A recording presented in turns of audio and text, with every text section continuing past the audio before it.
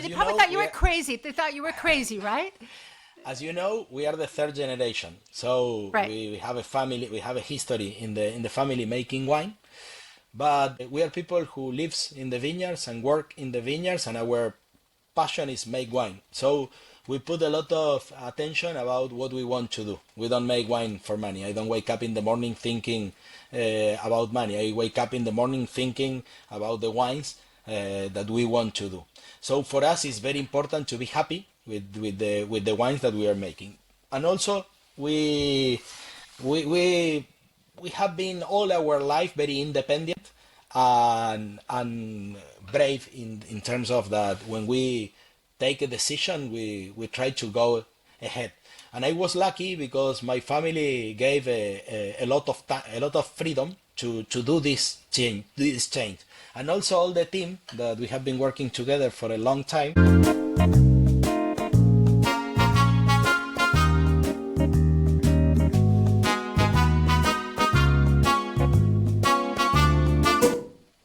Hello and welcome to the Wine Podcast. I'm Suzanne Mustacich de Bois. Today I'm really pleased to bring you Sebastián Zuccardi, a winemaker from Argentina. He makes fantastic wines in one of the most spectacular settings imaginable. Sebastián, thank you for joining us. Hello, Suzanne, and thank you for the invitation. It's a pleasure. It's good to talk to you again. So I really want to hear about your new high altitude white wine. But first, let's talk about the absolutely stunning location where you produce wine. You talk about you make mountain wines. What does that mean? Yes, as you know, we live very close to the mountain. We cultivate at the foothills of the Andes mountain in Argentina, in Mendoza, specific in the Uco Valley. And when you come to our area and you taste our wines, you can feel that the mountain is the key factor.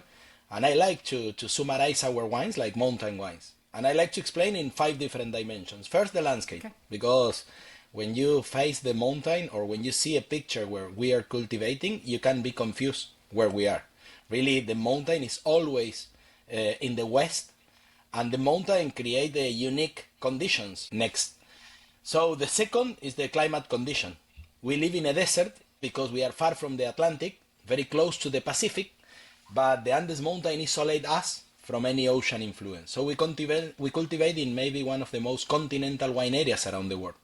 But if I tell you a desert, maybe you don't think that it's a great place because you think in a warm place and in a sandy soils areas, but we have a completely different desert because it's a high altitude desert.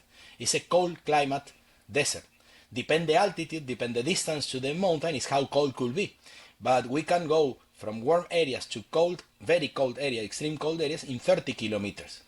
Wow. But the uniqueness of our cold climate is the pure sunlight that we have. And this is quite unique because when you think in the average of temperatures that we have in the high part of the Uco Valley, you have to think in areas with ocean influence, very cloudy and with a lot of wet. But in our area, it's very dry, more than 300 days of blue sky. We are closer to the sun. The humidity is very low, so the pureness of the light is very intense. If we go today to the Uco Valley, maybe we spend the afternoon, we don't feel very warm, but at the end of the day we are red because the UV is very intense. And our wines talk about this, talk about the freshness of the climate conditions, but also the intensity of the light. The third thing that the Andes give to us is the water. Where we live, we must irrigate. We have no other option. And all the water that we use to irrigate come from the mountains. During the winter, we have big storms with the snow. During the springtime and the summer, all the snow melt, and it's the water that we use to irrigate.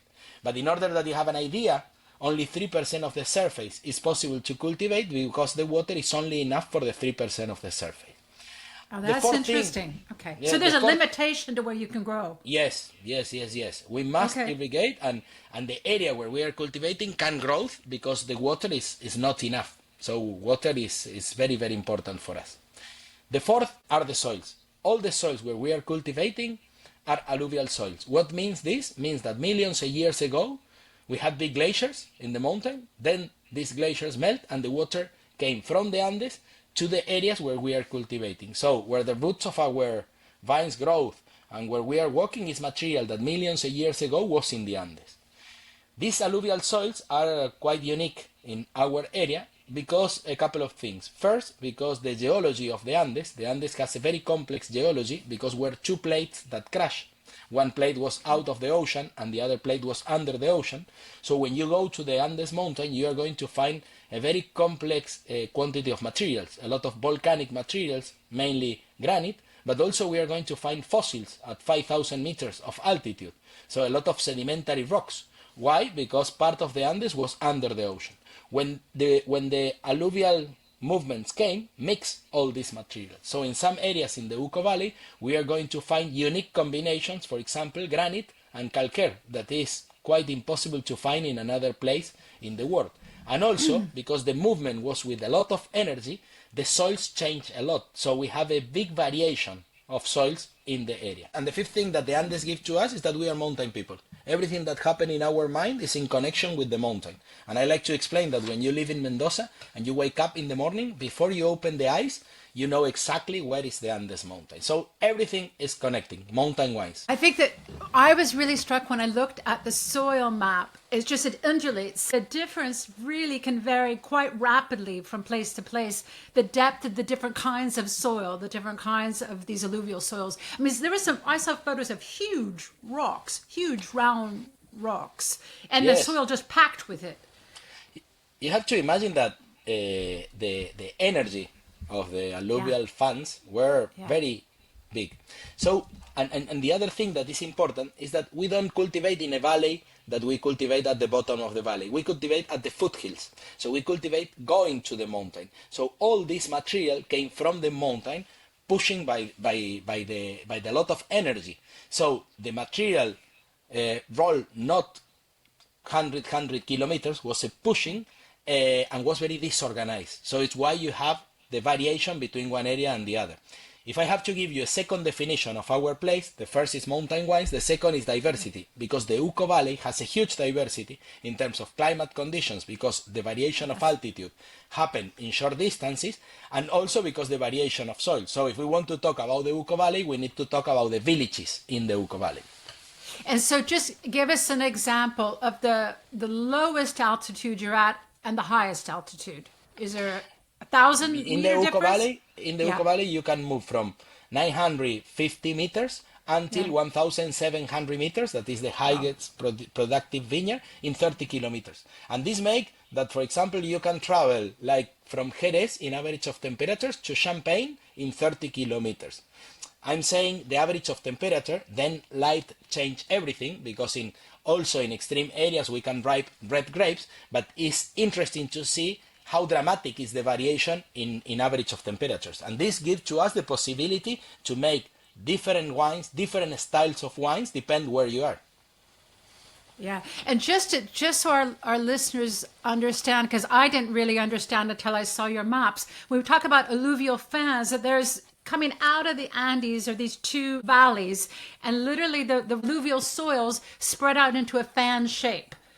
And that's what you're talking about when you talk about fans. And in general, when you talk about alluvial soils are considered many times simpler than other kind of soils. But we have very unique alluvial soils. First, because the geologic origin of the mountain.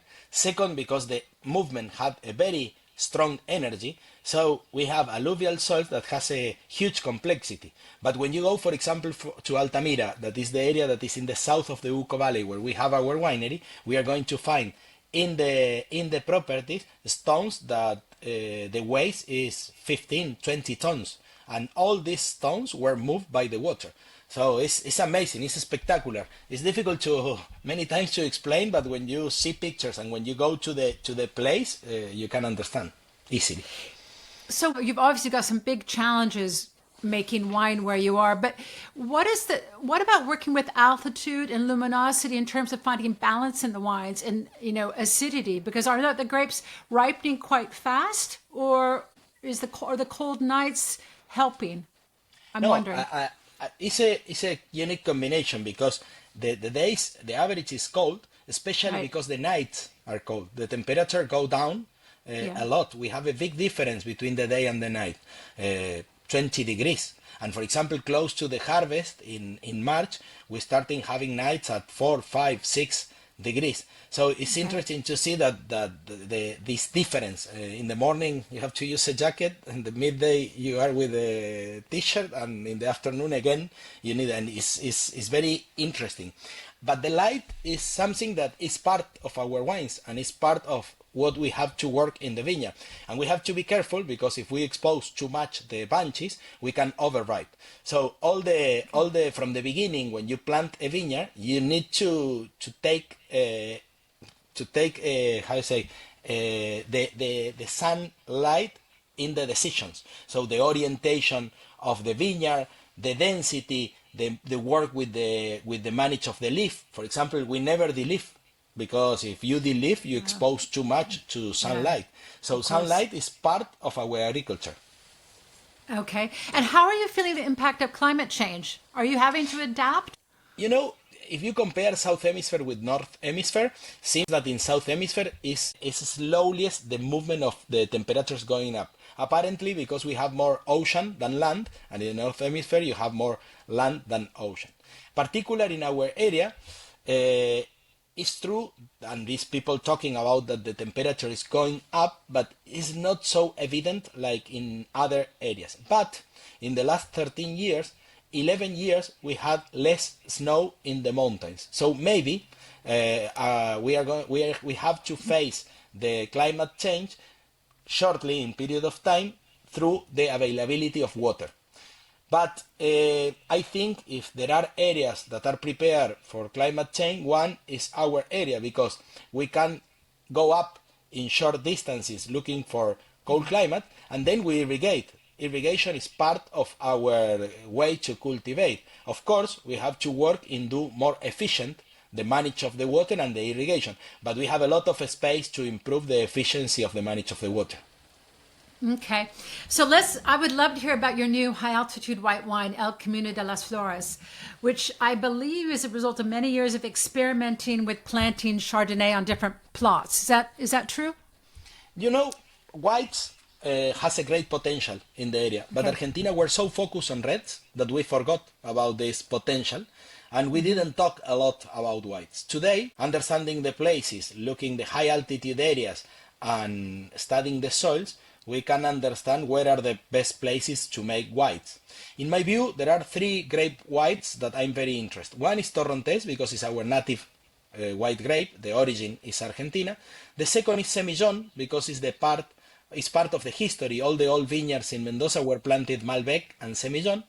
And the third is Chardonnay, and especially Chardonnay in the highest and coldest areas with calcaire soils, because I believe that Chardonnay is a great translator of cold climate and calcaire. So this property that is Las Cerrilladas means the hills, because the vineyard is at the foothills of a hill, that the hill create a unique situation in terms of soils. There is a property at 1,400 meters of altitude with extreme calcaire soils. When I say extreme, the quantity of calcaire is a lot. So in this area we planted a vineyard that we left 30% of the vineyard with native vegetation. Today we are not planting anymore 100% the surface. We leave in general 20-30% of our vineyards with native vegetation. Why? Because if we want to make wines that talk about the landscape, we need that all the native vegetation has an influence in our wines. And we planted some blocks of Chardonnay looking the best balance of the soils near to all this native vegetation. So El Camino de las Flores, that means the flower way, is because when you come to our area in springtime, all this area is full of flowers, because as you know, the desert is not very spectacular in terms of vegetation, but when we have the right period of rain during the springtime, everything is blooming. So it's very beautiful to see the parcels near to this area. So it's a Chardonnay 100% that we did the fermentation and the aging in concrete. In general, we work a lot with concrete. Our challenge in particular in this wine was to show the pureness, the transparency and the texture of the place. So it's why we choose concrete in order to do the fermentation and the aging. Yeah, I tasted it. I thought it was absolutely gorgeous. It was so fresh. It had just this, it was so vibrant. with lots of green apple and pear herbs, very mineral, the beautiful body. I thought I was absolutely lovely. How many years did you spend before you selected the parcels to make this wine? How much time went into this? We started really working focus on whites in 2013, and we planted this property in 2013. Really defining the style was from 2016 that we were really focusing. We were looking for tension, freshness, energy, texture. We understood faster that because we have a lot of sunlight with Chardonnay, we don't need to continue open. We need to close. And then we understood that calcaire is very, very important in order to build this structure and this texture of the wine in the mouth. But really, when I show this kind of white wines, people is surprised because don't expect that Argentina can have this freshness in white wines. Yeah, it's so expressive. It's really an expressive, again, I said it before, it's vibrant. There's just this purity to it. We are in the middle of nowhere, facing the mountains. The nights that we were talking are very, very cold. The air is very dry, so everything is fresh. Then, of course, the days are warm, and it's our work managed through the viticulture to keep the freshness in the selection of the soils, in the row orientation, in the manage of the canopy, but naturally the place give us this option. And then all these aromas that you have in the native vegetation, in my vision, if you reduce overripe, if you reduce the over oak and we don't do malolactic, you have all this expression in the wine. I was actually interested in your decision not to do the malolactic. And that is because you wanted the acidity? You didn't want that kind of buttery roundness you find in a Burgundy white? We feel that we live in a place, like we have been talking, that we have a lot of light, so the levels of acidity are very good, but not extreme. When we do malolactic, I feel that we lose tension and we lose this natural freshness that is coming from the field. So we prefer not to do malolactic in order to keep all this energy that is coming and the freshness, and we don't have to add any acid. But today we don't do any malolactic in any whites. And tell me about the decision to vinify and age in cement. How did that come about?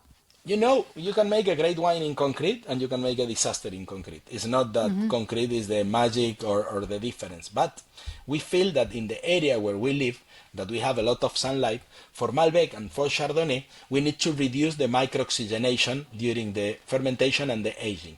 And we found in concrete a very good partner, because first, concrete don't give any taste and any flavor. Then you have less microoxygenation. It's very efficient in the manage of temperature because it's a thick wall in a place where the nights are cold and the days are warm, help you to isolate a lot of this variation. Is made with natural materials, sand, stone and water, and all this sand, stone and water come from the Andes, so the connection between the mountain and the material is very close. And for me, I feel that the wines age easier. So we felt a really good partner to make our wines. But when you see the history of Argentina, the old wineries in the 20s, in the 30s were concrete. So we are not doing nothing new for the region. This is back to the future. We are taking old techniques to go to the future. Yeah, it's the same thing here in Bordeaux. A lot the wineries all have, if they hadn't got rid of them, it was the cement, the concrete vats. And then of course they all moved to stainless steel because they were told to do that. And then now they're like, oh yeah, I've still got I want to be in my concrete vats. So I think it is interesting. I don't We're always learning. But I don't make because in the past, or we don't make because in the past was made like this. We made because doing trials, we understood that in our style really worked better. But confirm that also in the past were done is interesting, because old people had a lot of knowledge, and old people was very connected with the place, not with the market, because they had more time than us, and really the concept of the market was less invasive in the vineyards. So for me, it's very interesting, this confirmation. Well, I think it's about innovation. It's not because you have other choices you need to use them, but we are constantly in the wine business innovating and testing and researching. And sometimes an older method, it works better and sometimes it doesn't. But I would love to ask you, would it be fair to say that your objective is to give your wines a distinct identity? Because I've noticed you group your wines into categories. It's almost Burgundian. It really reflects the work you've done to understand your terroir. And is that a fair assessment? Would you say that you're linking your wines to a specific place and identity? We like to say that we cultivate wines, that we make the wines from the vineyard. And we believe in this diversity that the Uco Valley have, and we try to explore all this diversity. And we are not looking for perfection, we are looking for identity and uniqueness. So in the way that we build the wines is from the vineyard. When we see places that has things that we believe, we try to put in bottle. So if you see our wines are built under a pyramid. That at the beginning we talk about the Uco Valley, then about the villages of the Uco Valley, then about some areas inside of the villages, then about fincas, that is single vineyards, and then parcelas. So this is the view. It's not easy sometimes because you don't have only one top wine. You have 5, 6 wines from different locations. But it's the way that we fill the wines. It's the way that we build the wines from the vineyard. So you feel it's natural to give them this very specific identity. When you walk the places, you can feel, and for me it's difficult when you have this uniqueness between, for example, Altamira, Gualtallarí, and San Pablo mix all this, because we feel that we need to show every place in their own way. Of course, always in reds we choose Malbec like the best vehicle to express our places, because the grape is important. It's not the same express any place with any grape, and we are very lucky because Malbec has a great adaptation to the place, has been cultivating in the area for a long time, so we have a muscle selection very well adapted, and it's very transparent to the places, so we have the right grape also to express the difference between our areas. So why do you think that Malbec has been so successful in Mendoza? In my view, Malbec in the Uco Valley is like Pinot Noir in Burgundy, it's like Nebbiolo in Barolo, it's like Sangiovese in Montalcino. It's a grape that is part of the terroir. Malbec arrived 150 years ago, mixed with many other grapes, and through generations and generations of growers, they saw the adaptation and they continue planting and replanting. So the material that we have here is older than the material that you can find in Europe. It's prephyloxeric, it's muscle selection, and it's spectacular adapted to the place, but not because happening 1 year. It was generations and generations working on this. And when you walk the vineyard, when you taste the grapes, and when you make the wine, you can feel it's really the grape that loves cold climate with pure sunlight. And a very important thing is transparent. When you make a Malbec from Gualtallarí, a Malbec from San Pablo, and a Malbec from Altamira, you can see easily the differences. So it's finding it's able to express itself in a very specific way where you are. So I'd love to talk about Finca Canaluco. Yes. Can you tell us about the location of the vineyard, the creation of this wine, how it came about? Because I recently tasted 10 vintages, and I was struck by a couple of things we can talk about. The difference, the transformation that happened starting with 2015, 2016. But I'd like to just hear more about the philosophy that went into the research that went into creating this wine. Yes, Canaluco is a property that we planted in 2007 in the south of the Uco Valley. Camino de las Flores, that is Gualtallarí, is the north of the Uco Valley. Now we are moving to the south of the Uco Valley. So this is the second fan, that alluvial fan. There was a top one, there's one north and south. You have 44 fans in the Uco Valley, but there are two that are very big. God. Yes, okay. But there are two that are very big. One in the north that made the soils of Camino de las Flores, and one in the south, that this in the south was the strong or the biggest or the one that had more energy. So the size of the stones that we are going to find in Canaluco are spectacular. Canaluco is at 1,100 meters, but because it's in the south and because the position, the nights are especially cold there. Okay. Because the vineyard is in the middle of the alluvial fan, we are going to have also a big variations of soils. And a work that we did when we arrived to the area was divide our properties by soils, because the soils can change in 5 meters, in 10 meters. So when you go to Canaluco, Canaluco is a vineyard, but it's a vineyard divided in different parcelas. When we make the wine, we do a selection of the parcelas and we vinify everything per separate. We built a winery in 2013 with this concept that we have 1,000 liters, 2,000 liters, 3,000 liters, 5,000 liters, and 7,500 liters vats. We have more than 200 vats in order that can divide all the diversity that is coming from the field. So then Canaluco is a blend of between 4 to 6 different soils from the property. Always we are looking that the stone has to be closer to the surface, because the stone is the granite stone surrounding by a thick layer of calcaire. For us it's very important in the message that we can give in the wine. The wine was fermented and aged in concrete, 100% Malbec, and in Canaluco we do the fermentation with 80% of whole bunch. So we want to use the stems during the fermentation in this area of the Uco Valley. Okay, but you started making some changes in how you were vinifying, you were aging the wine, correct? Yes. Can you talk about that a little bit? It was a process that took us some years to arrive to our style, but at the beginning we started working, for example, with more oak.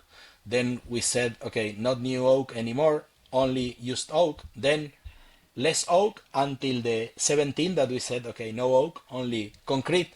We work without a whole bunch, and understanding today we work with 80% of whole bunch, shorter macerations. So the wine has been changing, but always in the same direction. We were improving our expression of the place in the same direction. But from 2017, I feel that our line is clear. It's very important to have a clear line, because the only way to improve is working in the same way every year. When you work in the same vineyard every year and with the same direction, then you can improve every detail. You can try to do better every detail. And for us, I told you, we are not looking to make the best wine in the world. We are looking to make a wine that talk about, in this particular wine, about Altamira, about Canaluco vineyard, about some soils in Canaluco, and about our cosmovision of the place. Right, but I think you made a really brave decision to start foregoing the oak, because it's in our minds, we think fine wine, it has to be aged in oak. And yes. That is just, for not to be aged in oak is sort of like, whoa, what are you doing? So what was the reaction with your team, with your father? We said, yeah, no, I don't think we're going to do oak. Did they just say, no? I mean, they probably thought you were crazy. They thought you were crazy, right? As you know, we are the third generation. So right. we have a family, we have a history in the family making wine. But we are people who lives in the vineyards and work in the vineyards, and our passion is make wine. So we put a lot of attention about what we want to do. We don't make wine for money. I don't wake up in the morning thinking about money. I wake up in the morning thinking about the wines that we want to do. So for us, it's very important to be happy with the wines that we are making. And also, we have been all our life very independent and brave in terms of that. When we take a decision, we try to go ahead. And I was lucky because my family gave a lot of freedom to do this change. And also all the team that we have been working together for a long time, we didn't know how to make wine when we started. So we didn't have a lot of things that you must do. We had a lot of freedom. We were working in the vineyard, all of them, and then we cross the barrier and we go to make wine in the winery, and we arrived to the winery with a lot of freedom. But it's true, at the beginning, everybody was thinking that we were crazy. It was impossible to think in a top wine without oak. Oak was so connected with wine that it's different. And it's difficult to think in this way, but I feel that we are doing in a good way, and you see today that more people is coming in our way than in the No, other way. the And, result is and in the glass. I mean, when we yeah, did the tasting of the 10 vintages, the earlier vintages are beautiful, but the change yes. after is astonishing. It's astonishing. They're truly brilliant wines. The other thing that in general people ask is about aging potential. My feeling is that aging potential is not in relation with the oak. My feeling is that aging potential is in relation with the place. And then how you manage the vineyard, and then how you make the wines. But one thing that will be a revolution is when these wines will be older. Because I can feel today that we have been doing wines in this style for 8 years. I'm really surprised and about the aging, how is the aging happening. So I think not only the wines will be very vibrant, pure when are young, we are going to be surprised with the aging. Well, I think so. I mean, they're gorgeous now. They're absolutely gorgeous, and I don't believe that quality is going to suddenly disappear. So I'll be really interested in 5 or 6 years to taste them again, and I'm sure I will be as much in love with them as I am today. So you've really gained a reputation for reinterpreting Argentinian Malbec, and it's sort of a break from the past. I just would like to know, and I think you started the R&D department in your family's winery. I guess I'd just like to, I know with each generation there's going to be new ideas, but also new knowledge that's out there, that's available.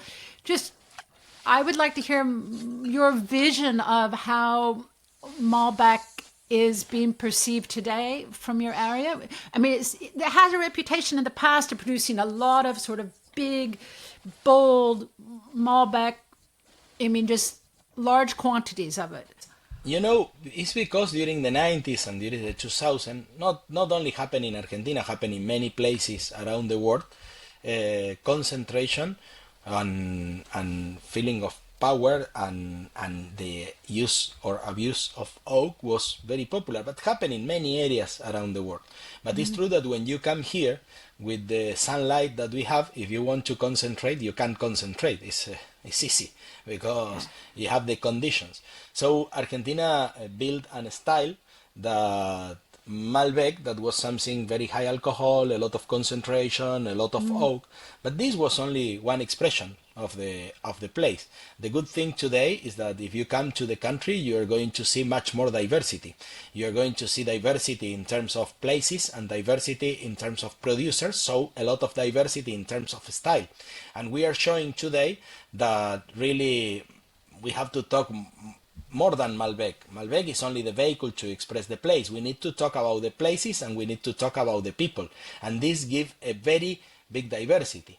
And especially in some areas like the Uco Valley, like Gualtallarí, San Pablo, Altamira, we know now, because the characteristic of the climate conditions and the soils, that we have the chance to make very fine, elegant and pure wines. It's a matter of change our mind, and if your mind change, you change the way that you walk the vineyards and the way that you make the wines. But I believe that we are in the best time ever in talking about wine in Argentina, because the possibility, and it's not only one producer, you have a bunch of producers that can show you pureness. And this is very important, because the only way to show a place is through many producers making a good way. Nobody alone can put the name of the place in the map.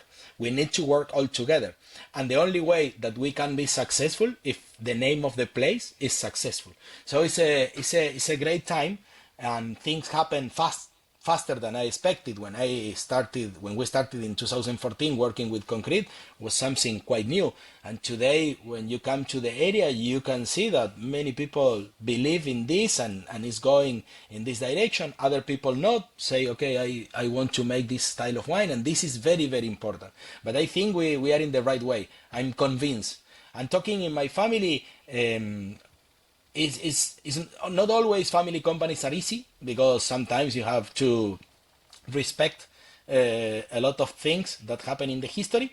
But in my family, we believe in refundations. We believe that every generation has to put a brick on the top of the next generation. And really, freedom is part of our conversations every day. Freedom with responsibility, and freedom understanding that the freedom is coming from our work in the vineyards. But I feel that we did a big change, but the change happened naturally. The change happened all working together. So you've mentioned in your family. I'd like to know a little bit more about that. So maybe it's your grandfather who was an engineer who originally bought the land. Yeah. It's nice the history, because my grandfather didn't have any relationship with wine. He had a building company. But in his building company, he developed a very efficient irrigation system. And he bought a piece of land near to Mendoza. But his idea was not make wine. His idea was show to other growers how his irrigation system worked. But luckily for me, he fell in love. He discovered that also his passion was agriculture, and he decided to continue planting vineyards. But then when my father joined the family, my father said, okay, I don't want to be in the building side. I want to dedicate my life to make wine. And really was my father the one that did the first jump talking about wine. Then we came the next generation, and like I told you, happened a refundation. In my side, my family didn't cultivate in the Uco Valley, so I pushed the family to go to cultivate to the Uco Valley, and today we have 10 vineyards in the Uco Valley, 2 wineries in the Uco Valley, and really is the main important place for us. My brother brought an old activity for the area but new for the family, that is olive oil, and he's the best olive oil producer in the country. It's really amazing what he's doing. And my sister Julia, she runs the hospitality of the family. We have 2 tourist centers and we have 3 restaurants in our winery, and we receive a lot of people that come every year to do an experience with us. So it's a family, it's a real family company. We live in the place and we work in the winery. So how many hectares or acres do you have under vine now? We have in the Uco Valley for Zuccardi 350 hectares. So you went from a small demonstration vineyard for your grandfather's irrigation business to a pretty sizable operation. Yes, and then really, the olive trees too, olive oil for the olive oil. Yes, olive trees, but we have a project of olive oil that is high quality. We are not focused on volume. You know that olive oil is an activity that in general in the world, the volume is the most important thing. But our project is about quality. My brother only think about olive oil, only talk about olive oil. It's magic what he's doing. Okay, well, I would love to talk to him sometime, because I'm pretty passionate about olive oil as well. I think fine olive oil is a gorgeous thing. And your sisters, you've got restaurants. Remember that we receive a lot of tourists from Argentina and from all over the world. We have a big connection with Brazil. We have a lot of flights from Brazil to Mendoza directly. So we receive a lot of people. In our winery in Piedra Infinita, in order that you have an idea, 30,000 people visit us per year. And this is very important for us, because every person that come to visit us, if we show our place and our passion properly, we have an ambassador for all our life. Yeah, absolutely. Well, so, okay, speaking of food and wine and hospitality, what are the vintages that you consider ready to drink? For me, great wines are great from the beginning. Then depend how you like to drink. If you like to drink with fruit and young expression, you can do. And especially in our area, that Malbec is very juicy, and the wines feels pleasant from the beginning. But then depend, because if you want to have less fruit, maybe you have to wait a couple of 3 years. And then if you want to have more complexity that is coming many times from the aging, you can wait 10 years. But for me, it's very important that depend on what are you looking for. So what about the Finca Canaluco? Which vintages would you suggest opening now? Now I feel the 18, 19 are very, very, very nice with the balance, with a very good balance. Yes, I feel that. But also, if you taste the 21 is young, but is very nice. But if I have to open one, I think 19 is a good time to open. Okay, and do you suggest carafing it? Should be decanted before? I don't like to decant the wines in general. I prefer to see the wine from the beginning. I feel that when you decant, you are losing the first part of the wine. So I prefer to put in the glass and give some time that the wine open. But in general, this is my opinion, that is not the truth. No, I think, and anyway, it decants in the glass, right? If you leave it there and you're swirling Yes. it, it has the same. It's the same effect. So now we're talking to you from London as you're traveling. You travel the world presenting your wines, and you've come across, I'm sure, lots of food in different parts of the world. I mean, have there been dishes that you find or different cuisines that go really well with your wine? Do you have any favorites? It's wine is culture and wine is history, and in our area, wine is very relation with our main important food, that is meat, and the way that we grill the meat is very particular in Argentina, but we call asado. Asado is not only a meal, it's a celebration around the fire, around the meat. So in general, when I travel, I'm lucky because we have many Argentinian restaurants all around the world, but people connect Argentina with meat. So I think it's a very good connection, because it's a connection that works in the pairing, but also has a connection with the history and the image of Argentina. And we talk about grilling the meats, and it's because it's done over an open fire, or is it over? Yes, it's open. In general, you turn on with the, how you say, with the good. Yeah. You make the charcoal, and then you grill open with the charcoal. But this is great because you are giving another dimension to the meat. You're not only cooking, you have a lot of aromas, and also it's very specific, depend which wood are you using, and everyone that make an asado has their own technique. But the asado is not starting when you put the meat in the grill, is when you do the selection of the meat. And when you turn on the fire, in general, people is around the fire talking, drinking. Make an asado is much more than food. It's a social activity. Okay, terrific. Well, I can hardly wait to come to Argentina and Yes, experience it firsthand. Well, listen, thank you so much for joining us. It's been a real pleasure. No, my pleasure, and thank you. And all are invited to come to visit us. I think Argentina is a great country to visit, and it's easier to feel what I'm saying facing the Andes mountain. Of course, I imagine so. Well, thank you very much. Thank you, Suzanne. Bye-bye. Bye-bye. Bye. This podcast is produced in partnership with Wine Voices from Wine Searcher, the world's largest wine and spirits database. You can get 10% off a 12-month Wine Searcher Pro subscription with the code JaneWS at checkout. The code is not case sensitive. Just follow the link in the description to get started.